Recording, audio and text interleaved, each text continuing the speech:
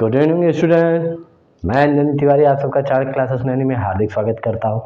बेटा आज का जो हमारा टॉपिक है वो बेटा आपके एग्जाम से रिलेटेड टॉपिक है, जो कि आपके बोर्ड एग्जाम में जो क्वेश्चन पूछे गए हैं या जो पूछने की संभावनाएं हैं उनके बारे में है।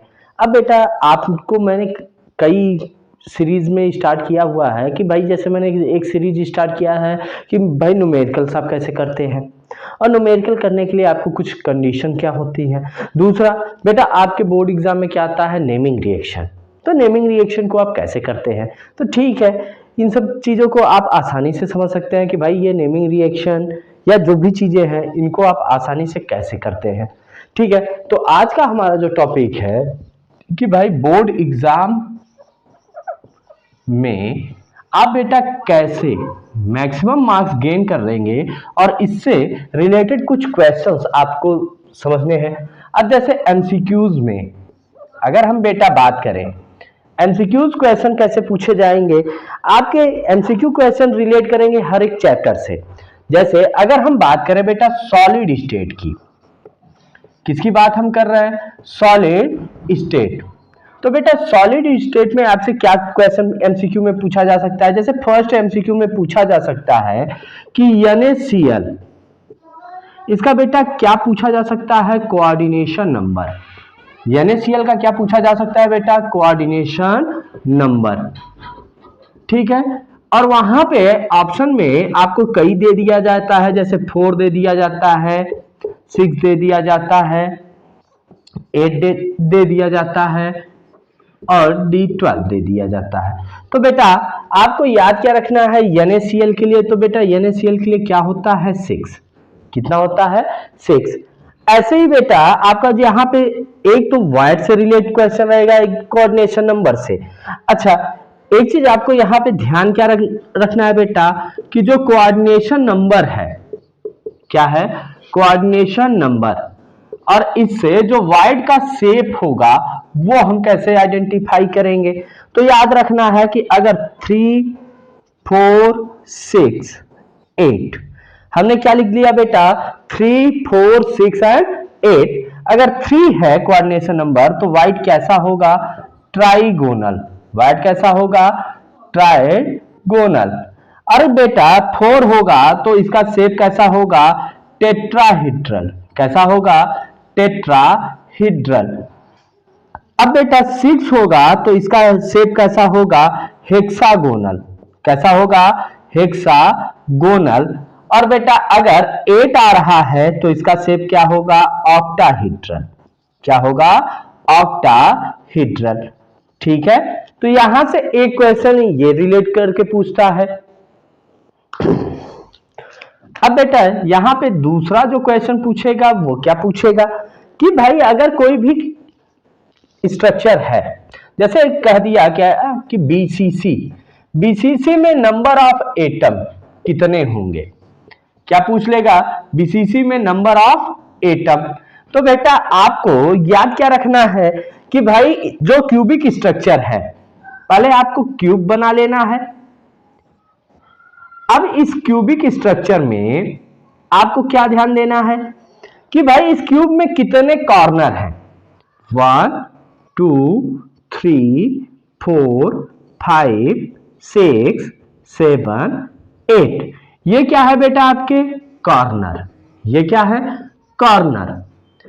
अब बेटा दूसरी चीज आपको यहां पे क्या ध्यान देना है कि यहां इसके जो क्यूबिक स्ट्रक्चर होगा उसका कहीं ना कहीं क्या होगा, सेंटर होगा। तो इस पॉइंट को हमने क्या मान लिया, सेंटर। ठीक है, अब बेटा एक चीज आपको ध्यान देना है, अगर 4 कॉर्नर को हम एक ही कंडीशन में या कह लें कि 2D शेप में हम अरेंज कर लें, तो जैसे एक कॉर्नर से दूसरा कॉर्नर ये, दूसरे से तीसरा ये, तीसरे से चौथा ये, चौथे से पहला ये, तो ये जो अरेंजमेंट है इसी को हम लोग क्या कहते हैं बेटा, फेस कहते हैं। क्या बोलते हैं, फेस। और बेटा एक कॉर्नर से दूसरे कॉर्नर का जो साइड होता है इसी को हम लोग क्या बोलते हैं, एज। क्या बोलते हैं, एज।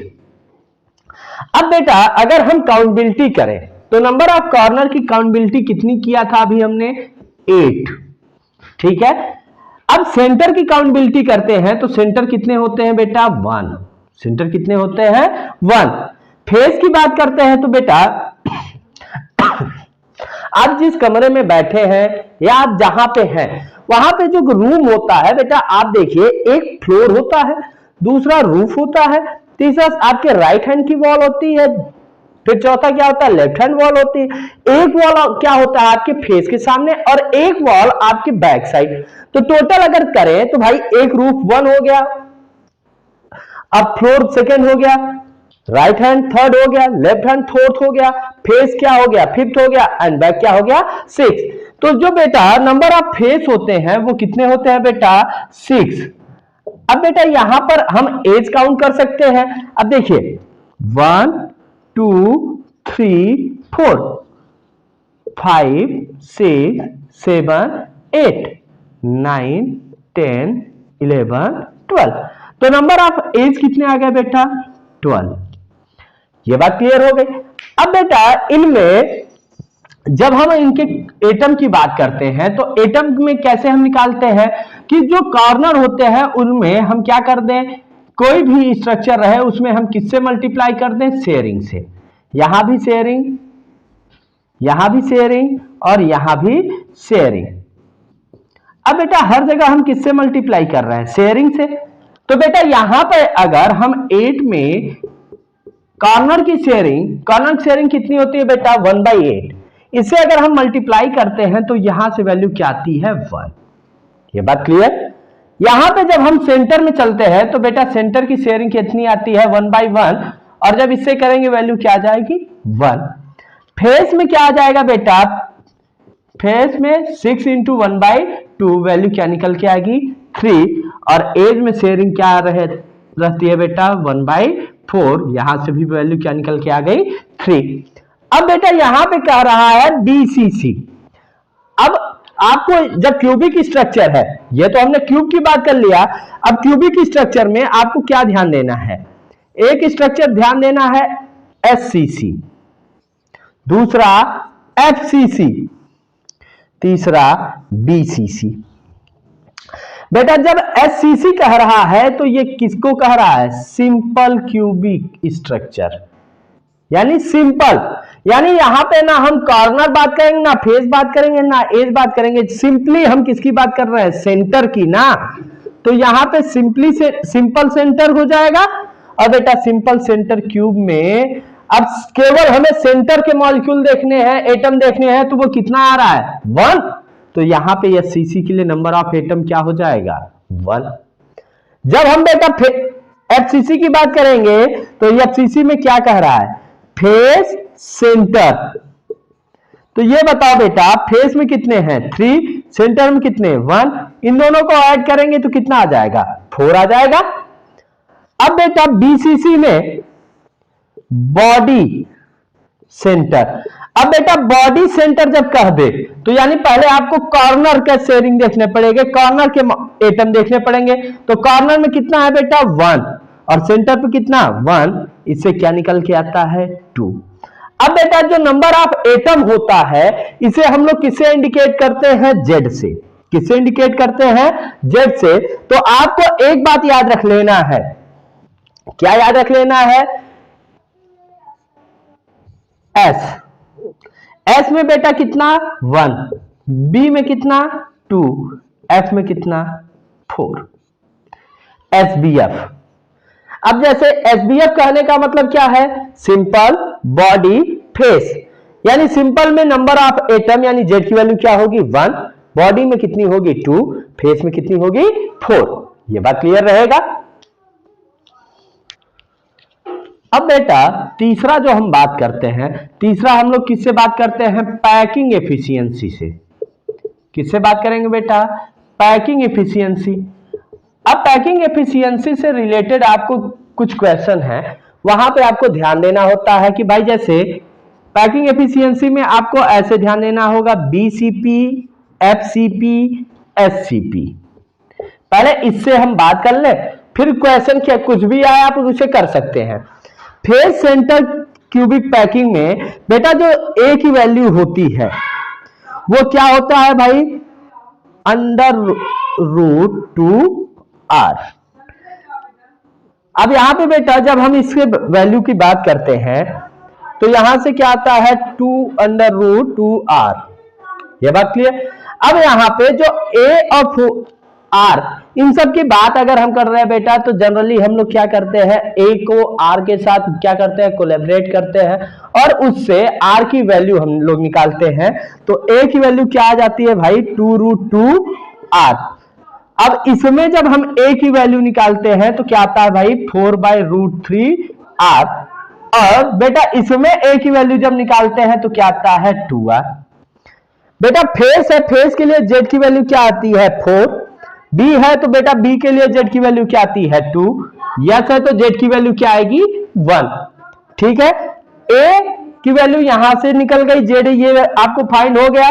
जब हम इसके पैकिंग एफिशिएंसी की बात करते हैं बेटा तो इसका पैकिंग एफिशिएंसी कितना आता है 74%, इसका पैकिंग एफिशिएंसी कितना आता है 68%, और इसकी पैकिंग एफिशिएंसी कितनी आती है बेटा 52.4%। ठीक, तो बेटा आपसे क्वेश्चन क्या क्या पूछा जा सकता है, यहां पे आपसे एमसीक्यू में पूछा जा सकता है कि भाई एफसीपी का पैकिंग एफिशिएंसी कितना होगा।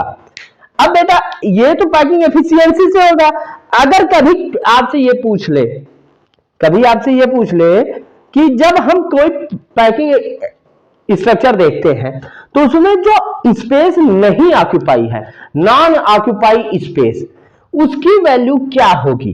तो बेटा याद रखना जब हम नॉन ऑक्यूपाई स्पेस की बात करते हैं, किसकी बात करते हैं, नॉन ऑक्यूपाई स्पेस, तो बेटा नॉन ऑक्यूपाई स्पेस की वैल्यू क्या हो जाएगी कि जो वैल्यू आप फाइंड किए उसको 100 में से आप सब्सट्रैक्ट कर देंगे। किसमें से सब्सट्रैक्ट कर देंगे, 100 में से। तो एफसीपी के लिए ये वैल्यू क्या आ जाएगी 26%, कितनी आ जाएगी बेटा 26%। बीसीपी के लिए वैल्यू क्या आ जाएगी 32%,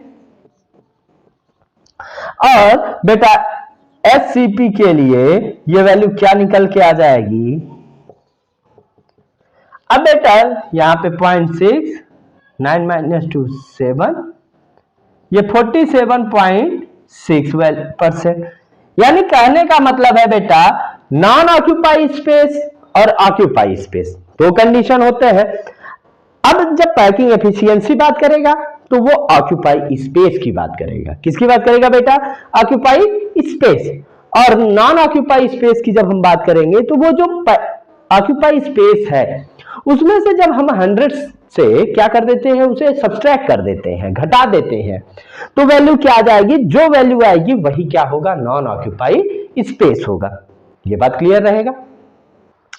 अब बेटा आपका जो फोर्थ टाइप का क्वेश्चन आपसे पूछा जाता है डेंसिटी से रिलेटेड, किससे रिलेटेड, डेंसिटी से।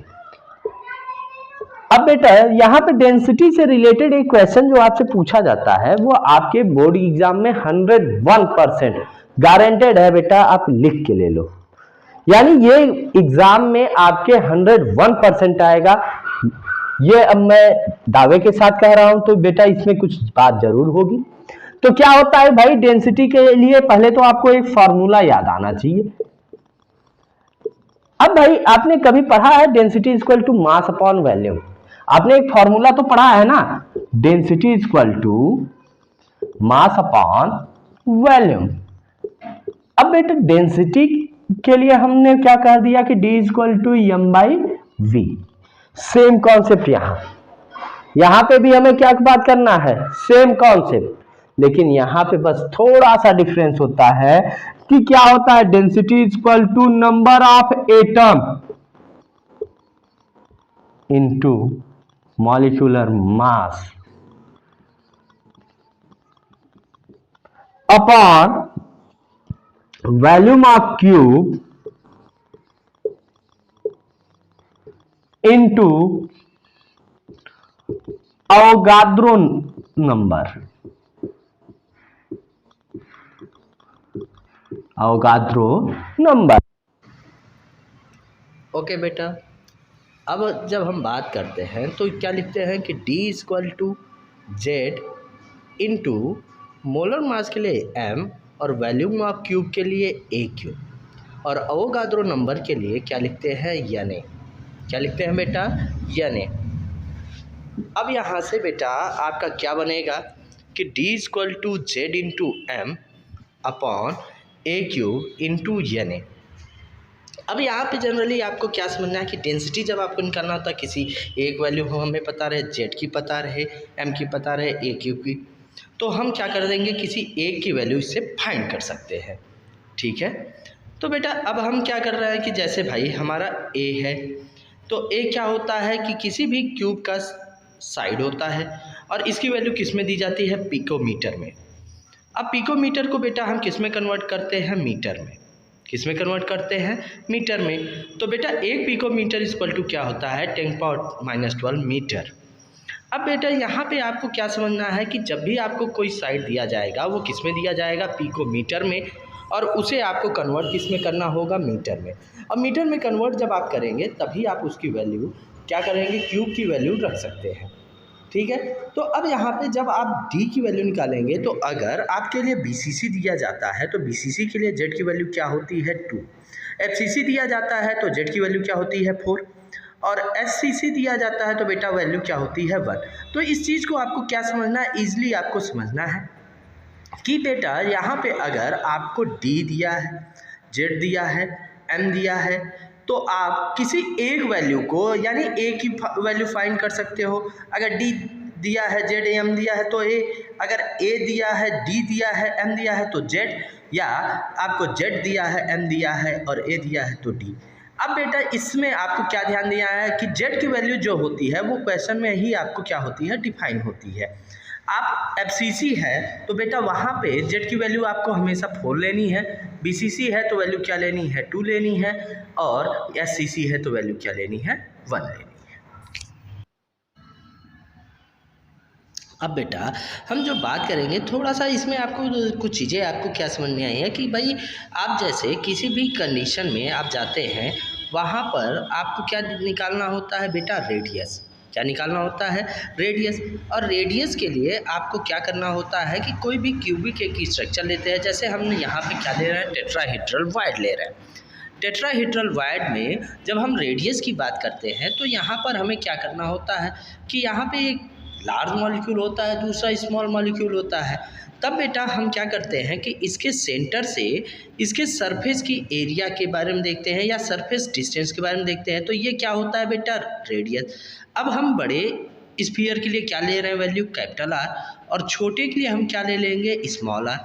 तो यहाँ से बेटा अगर आपको इन सब को मिला लेना है तो जैसे ही आप मिलाएंगे तो अगर हम छोटे वाले के सेंटर को A, बड़े वालों को B और C पॉइंट दे रहे हैं, तब हमें क्या पता चलेगा कि भाई कि जो ABC है ये क्या है, ट्राइगोन है, ट्राइंगल है। तो यहाँ से हमें एक चीज़ समझना है कि जो C है और B है, किसकी वैल्यू हम बात करेंगे, CB, AC और AB की।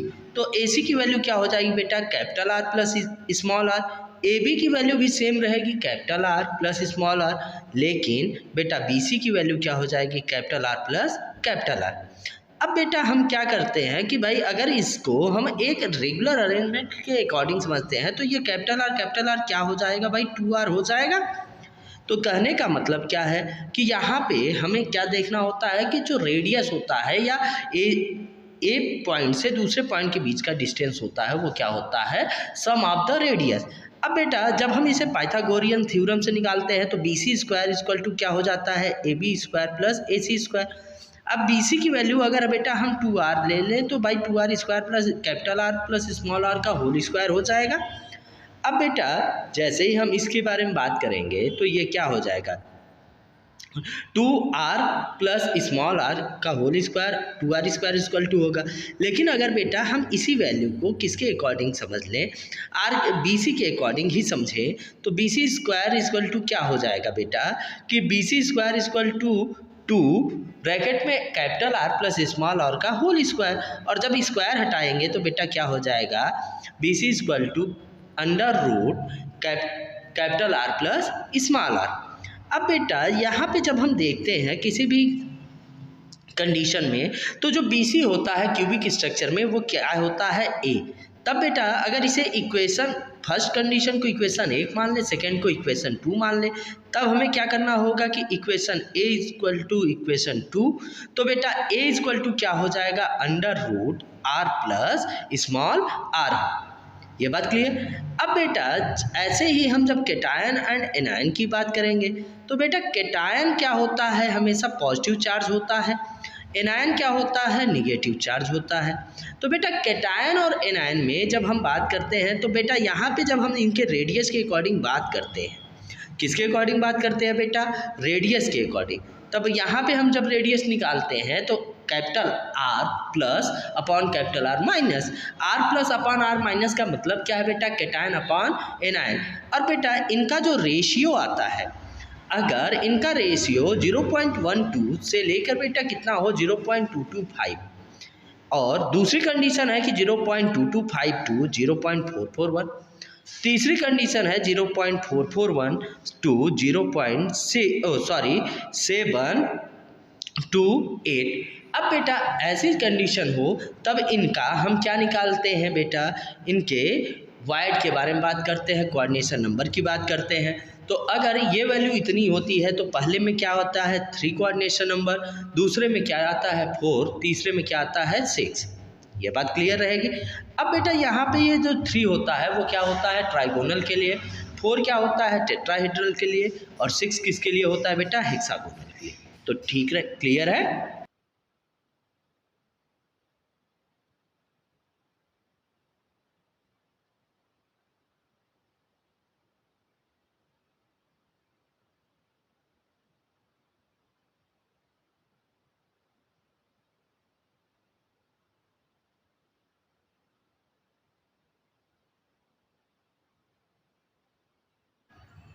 अब बेटा हम क्या बात करेंगे कि भाई कि बोर्ड एग्ज़ाम में जो जो चीज़ें एमसीक्यू से पूछे जा सकते हैं और इनके बारे में आपको कैसे क्या समझना है।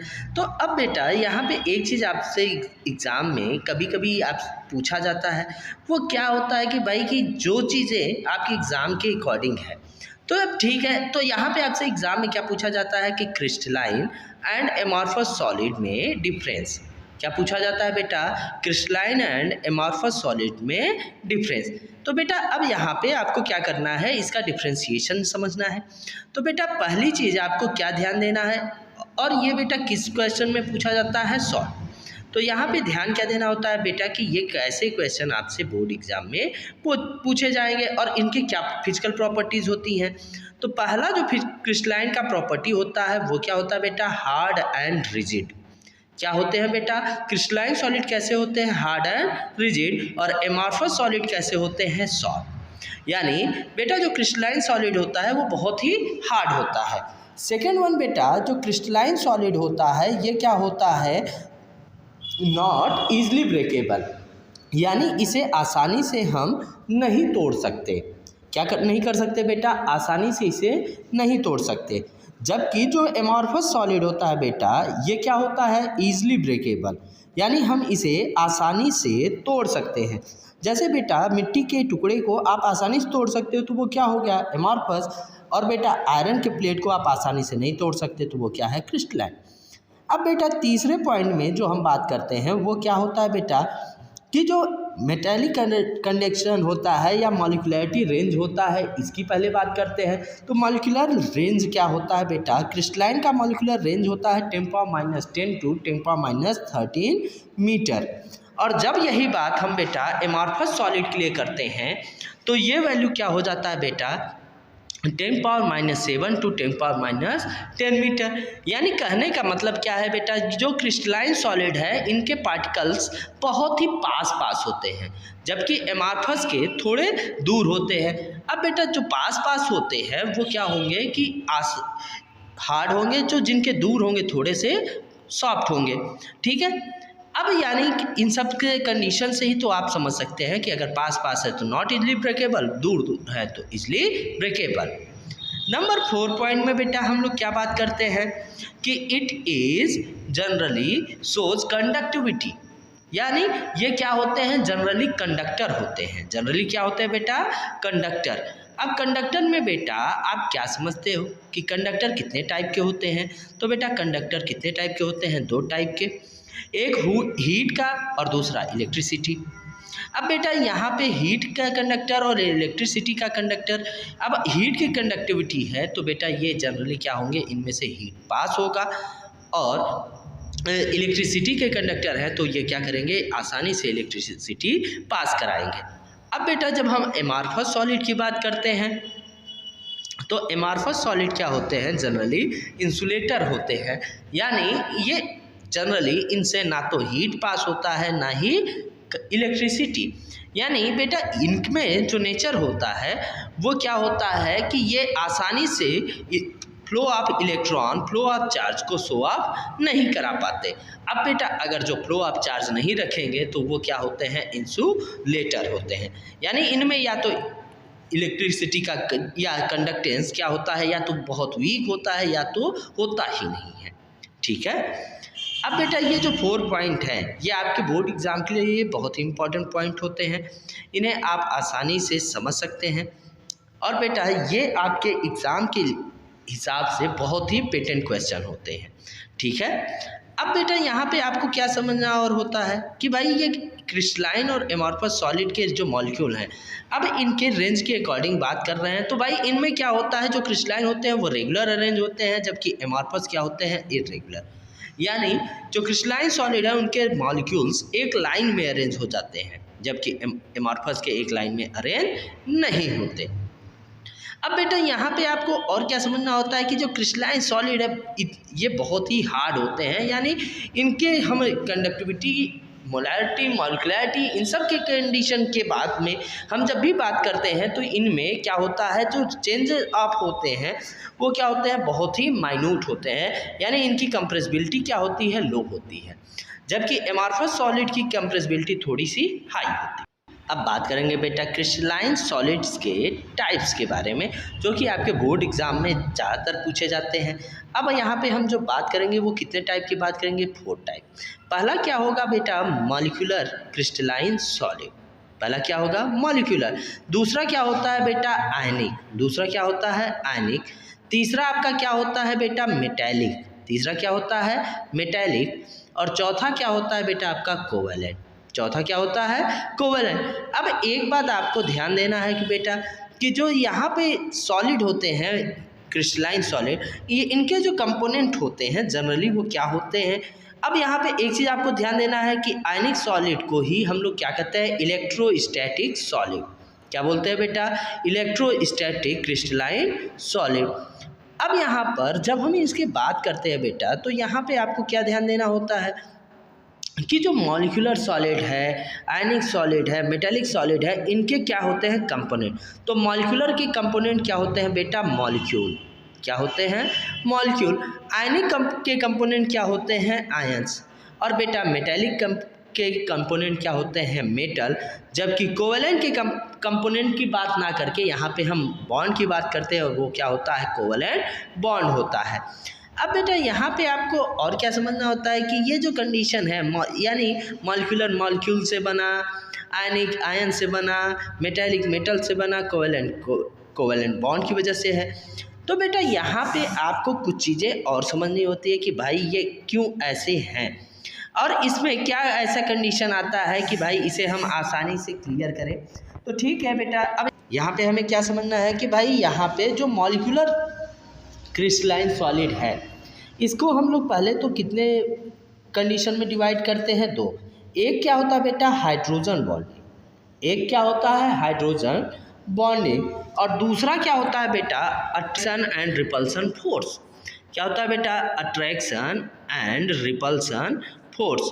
यानी बेटा आपको क्या ध्यान देना है कि यहाँ पर जब हम अट्रैक्शन रिपल्सन से बात करते हैं तो यहाँ पे हम 3 पॉइंट की बात करते हैं। पहला क्या बात करते हैं बेटा, डाइपोल डाइपोल फोर्स, किसकी बात करते हैं बेटा, डाइपोल डाइपोल फोर्स की। दूसरी बात जब हम करते हैं तो बेटा वो क्या होता है, डाइपोल इंड्यूस्ड डाइपोल फोर्स, क्या होता है बेटा, डाइपोल इंड्यूस्ड डाइपोल। और तीसरा जो होता है बेटा वो हमारा क्या होता है, वांडर वाल्स फोर्स, क्या होता है बेटा, वांडर वाल्स फोर्स। ये बात क्लियर। अब बेटा जो वंडर वॉल फोर्स है, इसी को कभी कभी हम लोग क्या करते हैं, लंदन फोर्स। क्या बोलते हैं बेटा, लंदन फोर्स। ये बात क्लियर रहेगी। ये जो लंदन फोर्स है बेटा, ये क्या होता है, इनमें जो मॉलिक्यूल का अरेंजमेंट होता है वो बहुत दूर होता है, इसलिए ही इसे क्या कहा जा रहा है, लंदन फोर्स। हाइड्रोजन बॉन्डिंग में जो बॉन्डिंग होती है वो किसके बीच होती है, हाइड्रोजन के बीच। अब बेटा हाइड्रोजन के बीच में जो बॉन्डिंग हो रही है उसे आप कैसे समझेंगे, तो यहाँ जनरली हम लोग किस में देखते हैं, आइस में। किस में देखते हैं बेटा, आइस में। आइस में किसका एग्जाम्पल है, हाइड्रोजन बॉन्डिंग का। डाइपोल डाइपोल के लिए बेटा हम लोग किसको समझते हैं, क्लोरीन। डाइपोल इंड्यूस के लिए हम लोग किसको देखते हैं बेटा, हाइड्रोजन फ्लोराइड। और बेटा वंडर वॉल्स या लंदन फोर्स के लिए अगर हम कोई कंपाउंड ध्यान देते हैं तो वो जनरली हम लोग कौन सा कंपाउंड लेते हैं, सुक्रोज या ग्लूकोज।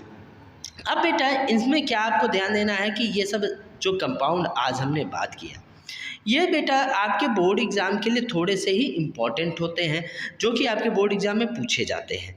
ठीक है, तो अब आपको यहाँ पे ध्यान देना है कि बोर्ड एग्ज़ाम में कभी कभी आयनिक बॉन्ड सॉलिड ना कह के क्या कह देता है, इलेक्ट्रोस्टैटिक सॉलिड। तो वो आपको ध्यान रखना है कि वो किसके बारे में बात कर रहा है, आयनिक क्रिस्टलाइन सॉलिड के बारे में बात कर रहा है। किसके बारे में बात कर रहा है बेटा, आयनिक क्रिस्टलाइन सॉलिड। ये बात क्लियर रहेगी। अब बेटा मेटेलिक सॉलिड कहेगा तो मेटेलिक सॉलिड में भी हम लोग क्या करेंगे, दो कंडीशन। एक क्या होता है बेटा, प्योर फॉर्म। एक क्या होता है बेटा, प्योर फॉर्म होता है, और दूसरा जो हमारा होता है वो एलॉय। तो यानी बेटा पहला क्या होगा हमारा, प्योर, दूसरा क्या होगा, एलॉय। अब प्योर में क्या होता है बेटा, प्योर में एक ही टाइप के मॉलिक्यूल के बीच में बॉन्डिंग हो तो उसे हम क्या बोलते हैं, प्योर। और एलॉय किसे बोलते हैं बेटा, डिफरेंट टाइप के मॉलिक्यूल के। अब बेटा हमें ये यहाँ पे हमने जो जो बात किया वो सब हमने किसके अकॉर्डिंग बात किया, बोर्ड एग्ज़ाम के अकॉर्डिंग। अब बेटा आप सबसे एक ये रिक्वेस्ट रहती है बेटा कि आप सब अधिक से अधिक हमारे यूट्यूब चैनल को लाइक कीजिए, सब्सक्राइब कीजिए और शेयर कीजिए। बेटा एक चीज़ आपको ध्यान देना है कि हमारा यूट्यूब चैनल आपको इजी कॉन्सेप्ट में सारे केमिस्ट्री के नोट्स को प्रोवाइड कराता है। आप बेटा आसानी से किसी भी कॉन्सेप्ट को क्लियर कर सकते हैं। अब बेटा यहाँ पर जो भी आप किसी भी चीज़ों की बात करेंगे वो उसका आसानी से ही आपको आंसर दिया जा सकता है। तो ठीक है बेटा, यहाँ पे अब आपसे एक हमारा रिक्वेस्ट है कि बेटा आप हमारे यूट्यूब चैनल को ज़्यादा से ज़्यादा लाइक कीजिए, सब्सक्राइब कीजिए और शेयर कीजिए। अब बेटा थोड़ी सी आपके सपोर्ट के लिए हमें ज़रूरत है। जय हिंद, जय भारत।